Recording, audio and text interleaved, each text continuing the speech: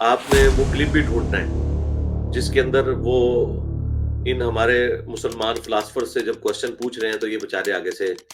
کیا کر رہے ہیں، وہ کلپ کا حصہ بھی اس میں آپ ڈالیں۔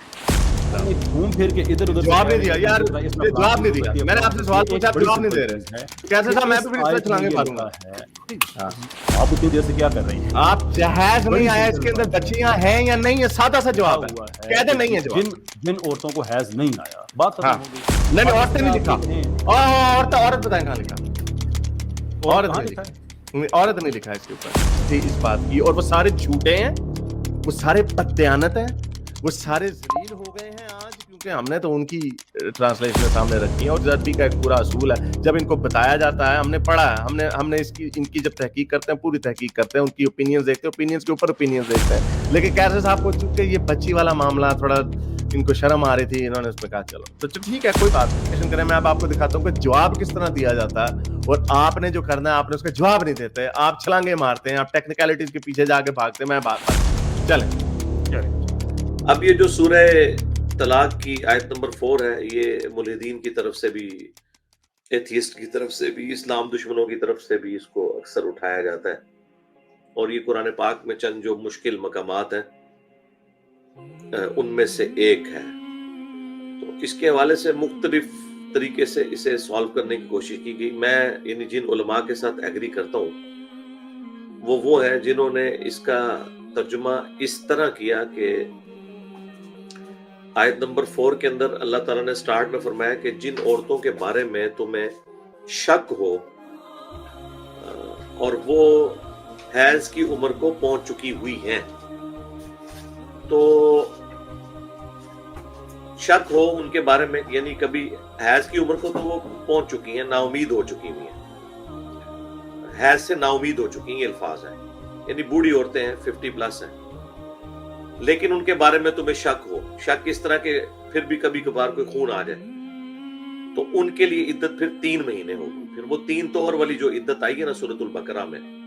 کہ 3 دفعہ حیض سے پاک ہو عورت، اگر طلاق دی ہے تو اس کی عدت یہ ہے۔ تو اب جس کو حیض آ ہی نہیں رہا، بوڑھی عورت ہے، تو اس کے لیے پھر کوئی عدت ہونی چاہیے تھی، تو وہ سورہ طلاق میں آئی کہ وہ 3 مہینے۔ اب ساتھ ہی پھر ذکر آیا کہ ایسی عورتیں جو حیض کو نہیں پہنچی ہوئی ان کی بھی 3 مہینے ہیں۔ اچھا، اب اس کا ترجمہ بعض لوگوں نے یہ کیا کہ حیض کو نہیں پہنچی، اس سے مراد یہ ہے کہ وہ ابھی بالغہ ہی نہیں ہوئی، تو ان کی عدت 3 مہینے۔ اچھا، اب بالغہ نہیں ہوئی ہے تو پھر رخصتی کیسے ہو گئی؟ اور اگر کوئی کہتا ہے کہ یہ رخصتی سے پہلے کی بات ہو رہی ہے تو وہ سورۃ الاحزاب میں آیا کہ جن عورتوں کی رخصتی نہیں ہوئی ہے ان کی تو عدت ہی کوئی نہیں ہے، کیونکہ ان کو مرد نے ہاتھ ہی نہیں لگایا۔ تو یہ منطقی نتیجہ ہے کہ پھر سورہ طلاق میں نابالغہ عورت کو رخصتی والے معاملے میں ہی کہا جا رہا ہے، تو یہ اوورال جو اجماع امت ہے ایک اس کے بھی خلاف ہے پھر۔ تو اس لیے بعض علماء نے اس کا ترجمہ یوں کیا ہے کہ ایسی عورتیں جو حیض کو نہیں پہنچی سے مراد یہ ہے کہ یہ عورتیں نابالغہ نہیں ہیں، بلکہ وہ بالغہ عورتیں ہیں کہ جو حیض رکنے کی میعاد کو نہیں پہنچی ہوئی، یعنی وہ 50 یا 45 پلس نہیں ہے، 30 کی ایج میں حیض رکنے کی اس میں نہیں ہے، لیکن کسی بیماری کی وجہ سے ان کا حیض رکا ہوا ہے وقتی طور کے اوپر، تو وہ جو ہے کہ حیض کو نہیں پہنچی، مراد یہ کہ ان کا حیض رک گیا بیماری کی وجہ سے۔ پہلے وہ عورتیں ذکر ہوئیں کہ جن کا حیض عمر کی وجہ سے رک چکا ہے، لیکن بیماری کی وجہ سے پھر بھی خون کبھی کبھار آ جاتا ہے۔ دوسری وہ عورتیں ذکر ہوئیں کہ جن عورتوں کی عمر ابھی حیض والی آئی نہیں ہے، اور اس کے باوجود ان کو کسی بیماری کی وجہ سے کبھی حیض آتا ہے کبھی رک جاتا ہے، تو ان کے لیے بھی پھر اللہ تعالیٰ نے 3 مہینے کی مدت رکھ دی۔ ملحدین اس پہ اعتراض کرتے ہیں، وہ کہتے ہیں نہیں، یہ جو آیا نا کہ یہ حیض کو نہیں پہنچی، اس سے مراد نابالغہ عورتیں ہیں، تو آپ نابالغہ عورت کی کو مرد کے حوالے کرنا چاہ رہے ہیں، 3 سال کی، 4 سال کی، 5 سال کی بچی کو، تو وہ اعتراض کرتے ہیں۔ تو عموماً جو لوگ پھر میں پھر وہی پرسنل بات ہو جائے گی، جو بیچارے ان ملحدین کے ساتھ بحثیں کرنے گئے ہوتے ہیں، چاہے وہ مفتیاں ہوں یا پینٹ کوٹ والے ہمارے بھائی ہوں، ان بیچاروں کے پاس تو دین کا نالج تو بڑا پورا صحیح ہے. ظاہر ہے جن مفتیاں کہ وہ فرنٹ مین ہے یا جن کے پاس اٹھتے بیٹھتے ہیں، ان کے پاس بھی دین کا نالج تو آپ کے سامنے ہی ہے. ہم نے جس طرح ایکسپوز کیا ہے ان کو، ان کے بڑوں کو، چشتی رسول اللہ پارٹی، تھانوی رسول اللہ پارٹی، اور پتہ نہیں کیا کچھ ہے یہ بیچارے. تو اب ان لوگوں نے بیچاروں نے کیا جواب دینے، الٹے وہاں پہ بے عزتی کروا کے یہ لوگ واپس آ جاتے ہیں. تو ہوم ورک انہوں نے نہیں کیا ہوتا. تو اس لیے مہربانی کیا کریں کہ پہلے ہوم ورک کر لیا کریں. اب کوئی کہہ سکتا ہے کہ جی ملحدین کی طرف سے کہ جی آپ جان بوجھ کے آپ یہ کر رہے ہیں، اس میں تو واضح ہے کہ حیض کو نہیں پہنچی ہوئی.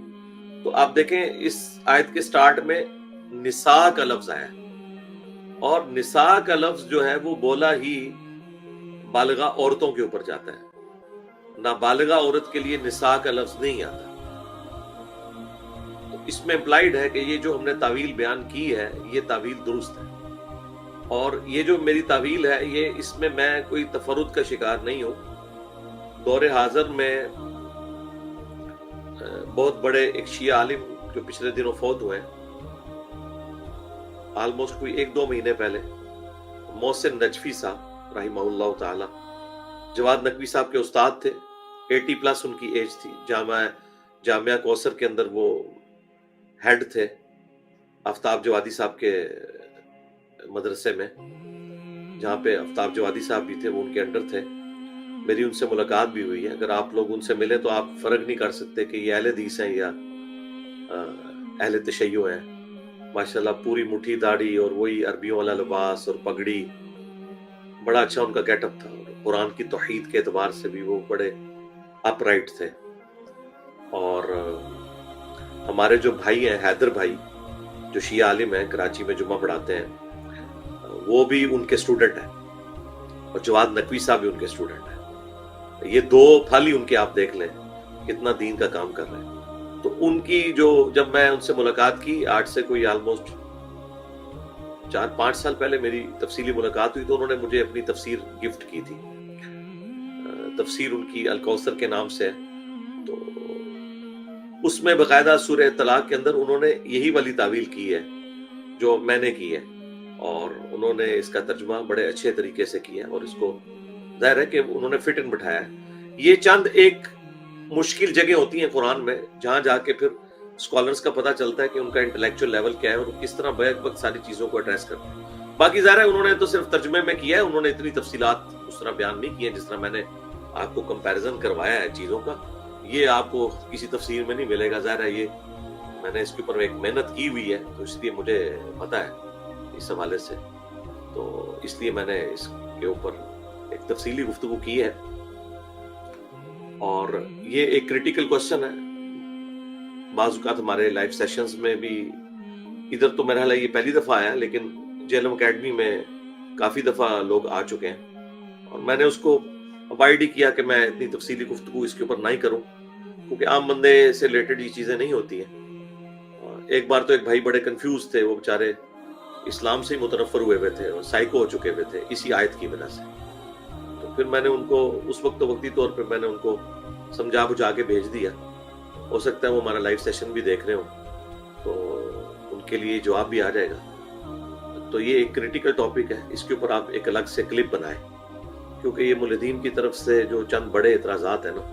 ان میں سے ایک ہے. اور یہ کلپ آپ نے اس طرح نہیں بنانا، آپ نے وہ کلپ بھی ڈھونڈنا ہے جس کے اندر وہ ان ہمارے مسلمان فلاسفر سے جب کوشچن پوچھ رہے ہیں تو یہ بےچارے آگے سے کیا کر رہے ہیں، وہ کلپ کا حصہ بھی اس میں آپ ڈالیں، تاکہ لوگوں کو پتہ چلے کہ دین کی خدمت کے اعتبار سے صرف آگے کیمرے پہ بیٹھ جانا کافی نہیں ہوتا، معاملات کے اوپر گرپ آنا بھی ضروری ہے.